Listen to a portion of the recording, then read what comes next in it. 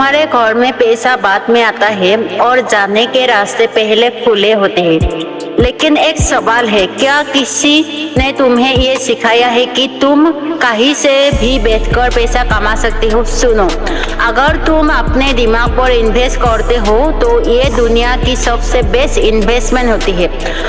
आज मैं तुमसे इतनी क्लैरिटी से बात कर पा रही हूँ।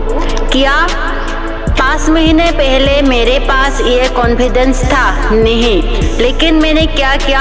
अपने ऊपर इन्वेस्ट किया, अपनी स्किल पर इन्वेस्ट किया, अपनी मेंटेलिटी पर इन्वेस्ट किया और आज मैं खुद को क्लैरिटी एक्सप्रेस कर पा रही हूँ।